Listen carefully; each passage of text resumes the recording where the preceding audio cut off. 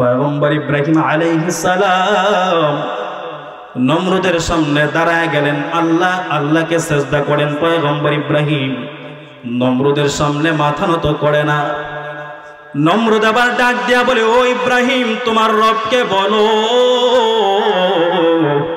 পয়গম্বর ইব্রাহিম আলাইহিস সালাম বলেন, আমার রব হলেন আমার আল্লাহ। নমরুদ বলে, না না, আল্লাহ বলতে কিছু নাই, তোমার রব তো আমি। নাউজুবিল্লাহ বলেন। আল্লাহ তাআলা পবিত্র কোরআনে জানায় দেন, দুনিয়ার ইমানদার, ওই পয়গম্বর ইব্রাহিম আলাইহিস সালাম নমরুদের সাথে বিতর্ক শুরু করে দেয়, কথা কাটাকাটি শুরু করে দেয়। সে কথা কাটাকাটি হলো, পয়গম্বর ইব্রাহিম আলাইহিস সালাম বলেন, আলাম তারা ইলাল্লাযী হাজ্জা ইব্রাহিম ফি রাব্বিহি আন আতাহুল্লাহুল মুলক। পয়গম্বরকে আমার আল্লাহ জানায়া বলল, পয়গম্বর, তোমার পিতা ইব্রাহিমকে আমি আল্লাহ নমরুদের সাথে বিতর্কে লাগায়া দিলাম। কি বিতর্ক? পয়গম্বর ইব্রাহিম আলাইহিস সালাম বলতেছে, ক্বালা ইব্রাহিম রাব্বিয়াল্লাযী ইউহয়ী ওয়া ইউমীত।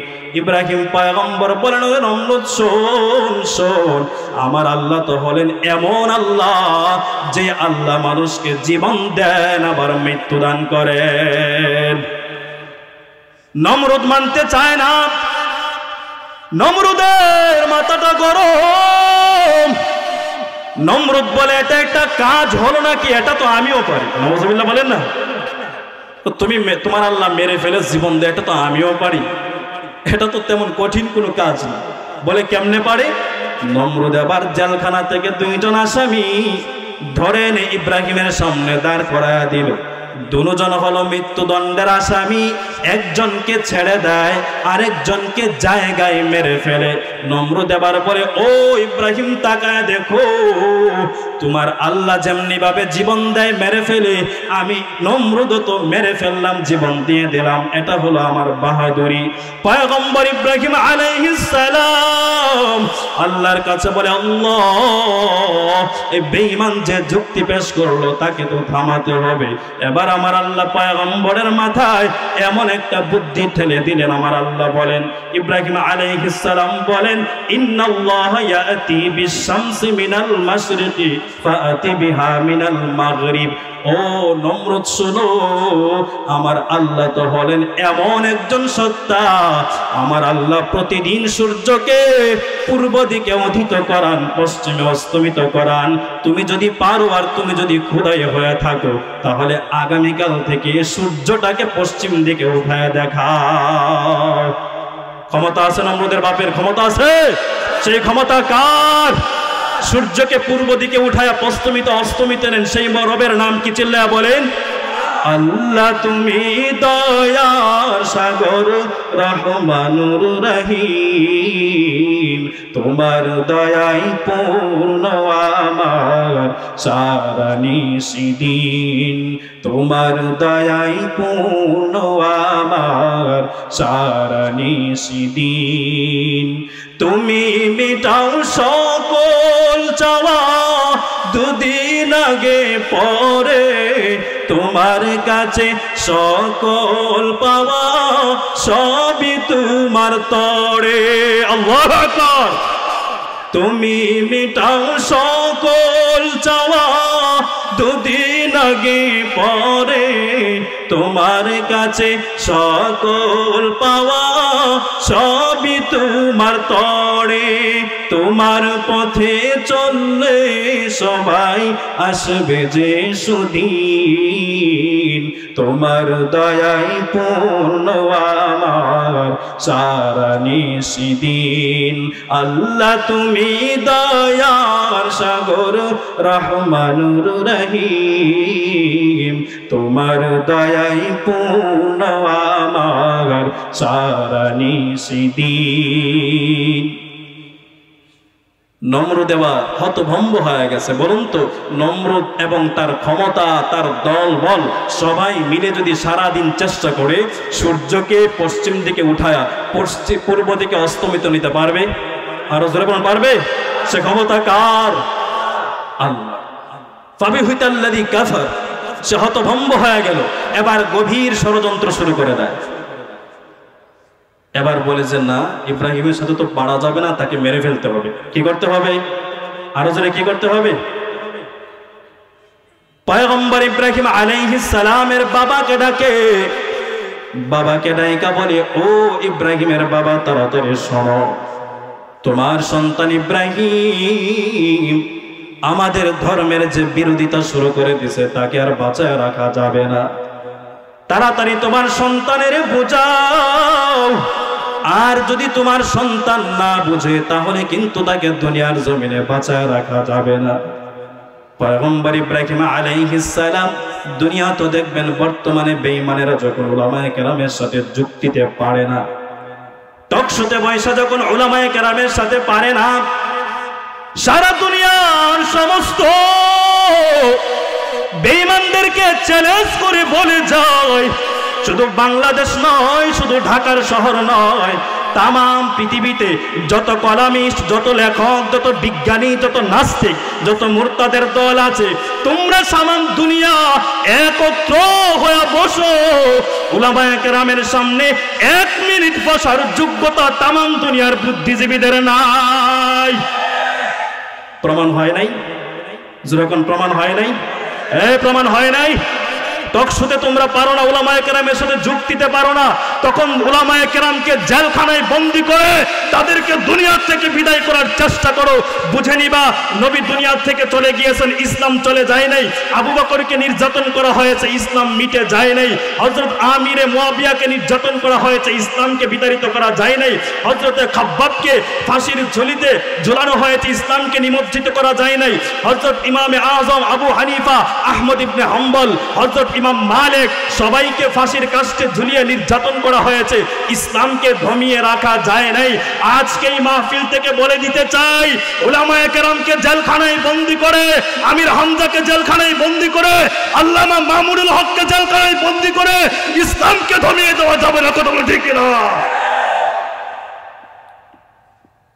মুসলমান ভাইরা রে আমার, যারা আজকে উলামায়ে কেরামের সাথে কথা বলে পারে না, তারা আলেমদেরকে বিভিন্নভাবে নির্যাতন শুরু করে দেয়। বুঝতে হবে এটা কোনো নতুন না। ওই নমরুদ ইব্রাহিমের সাথে পারে নাই, তাকে মারার জন্য ফন্দি শুরু করে দিয়েছে। যারা আলেমদের বিরুদ্ধে ষড়যন্ত্র করে, আমি তো বলি তারা নমরুদের বংশধর। কথা বলুন ঠিক কিনা? সংক্ষেপ কথা সংক্ষেপ করে দেই, ইব্রাহিম আলাইহিস সালামকে মারার জন্য আগুন জ্বালায়া দেয়। এমন আগুন জ্বালাইলো, বেঈমানের বাচ্চারা এমন আগুন জ্বালায়া দিল, পয়গম্বর ইব্রাহিম আলাইহিস সালামকে মারার জন্য আগুনের কিনারায় নিয়ে চলে গেল। যেই মাত্র আগুনের কিনারায় নিয়ে চলে যায়, চরকার মধ্যে উঠাইয়া পয়গম্বর ইব্রাহিমকে আগুনের মধ্যে ফেলার জন্য চেষ্টা করে, কিন্তু পারে না। শয়তান এসে বলে, ও বস, পারবা না, পারবা না, কারণ তুমি তো জানো না ওই ইব্রাহিমের সাথে আমার আল্লাহ অসংখ্য অগণিত নূরের তৈরি ফেরেশতাকে আমার আল্লাহ পাঠায় দিয়েছে। তাহলে কি করতে হবে? আমি একটা বুদ্ধি দেই। বলে কি বুদ্ধি? যে এখানে উলঙ্গ নারীদের নাচ জমায়ে দাও। উলঙ্গ নারীদের নাচ জমায়ে দিল। যেই মাত্র উলঙ্গ নারীদেরকে নাচ জমায়ে দেয়, ফেরেশতারা চলে যায়, পয়গম্বর ইব্রাহিমকে আবার উলঙ্গ করবে। কেউ উলঙ্গ করবে, কেউ ধরে না, কেউ ধরে না। ইব্রাহিমের বাবা আজর বলে, আমি আমার ছেলেকে উলঙ্গ করব। ইব্রাহিমের বাবা আবার সন্তানকে উলঙ্গ করার জন্য সামনে যখন আগায়া যায়, পয়গম্বর ইব্রাহিম ডাক দিয়া বলে, বাবা, এই দুনিয়াতে সবাই আমার শত্রু, আমার কোনো দুঃখ নাই, কোনো কষ্ট নাই বাবা, কোনো ব্যথা নাই, কিন্তু তুমি আমার বাবা হইয়া কিভাবে আমার শরীর থেকে কাপড়গুলো খুলবা আমাকে বলো। এই কথা বলার পর চোর শুনে না ধর্মের কাহিনী, পয়গম্বর ইব্রাহিমকে যেই মাত্র উলঙ্গ করে দেয়, ফেরেশতারা যখন চলে যায়, চরকার মধ্যে উঠাইয়া পয়গম্বর ইব্রাহিমকে আগুনের মধ্যে ফেলে দেয়। আমার আল্লাহ জিব্রাইলকে ডেকে বলেন, ও জিব্রাইল কই? জিব্রাইল আমিন বলে, আল্লাহ আমি তো সিদরাতুল মুনতাহায়। আমার আল্লাহ বলেন, সিদরাতুল মুনতাহায় থাকার কোনো দরকার নাই। ওই যে তাকায় দেখো বেঈমানের বাচ্চারা আমার বন্ধু ইব্রাহিমকে আগুনে ফেলার জন্য প্রস্তুত হয়ে গেছে। তাড়াতাড়ি জান্নাতি দুইখানা কাপড় নিয়া ওই ইব্রাহিম নমরুদের আগুনের কাছে তুমি চলে যাও।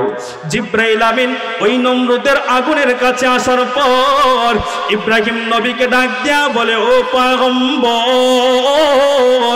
আপনি যদি বলেন আল্লাহ তাআলা এই নমরুদের আগুনকে ফুল বাগিচা বানায় দিবেন, বলেন বলেন আপনার কোনো সহযোগিতার প্রয়োজন আছে নাকি বলেন। ইব্রাহিম নবী বলেন, আমি যে আগুনে পুড়ে জ্বরে যাই আমার আল্লাহ কি এটা দেখেন না? ইব্রাহিম নবী আবার বলেন, মালিকের কসম এই ইব্রাহিমের আগুন কেন, নমরুদের আগুনে একবার কেন, এই আগুনে পড়ে যদি 100 মরতে হয় আর আমার আল্লাহ যদি খুশি হয়ে যান, এই আগুনে একবার কেন দুইবার কেন 100 নমরুদের আগুনে পড়তে আমি ইব্রাহিম তৈয়ার আছি। এক ডাকিলেন ইব্রাহিম নবী, নমরুদের আগুনে পড়ি, আগুন হইল ফুল বাগিচা, আগুন হইল ফুল বাগিচা, নবীর পশম জ্বলে না। हमेशा जिकिर करो मोमिन गाफिल थाइको ना, हमेशा जिकिर करो मोमिन गाफिल थाइको ना। যেই মাত্র পয়গম্বর ইব্রাহিম চরকা থেকে লাইন কেটে দিয়েছে, দড়ি কেটে দিয়েছে, পড়ে যাবে, এই মুহূর্তে আল্লাহ তাআলা আগুনকে বলেন, ইয়া নার কুনি বারদা ওয়া সালামা, আমার বন্ধু ইব্রাহিমের জন্য আরামদায়ক ঠান্ডা হয়ে যাও। চিল্লায়া বলেন আল্লাহু আকবার। সেই ক্ষমতা কার? আরো জোরে বলেন ক্ষমতা কার? আল্লাহর ভালোবাসা যাদের অন্তরে গায়েব হয়ে যায় তাদেরকে দুনিয়ার কোনো ঝেল আর জুলুম তাদেরকে থামিয়ে দিতে পারে না।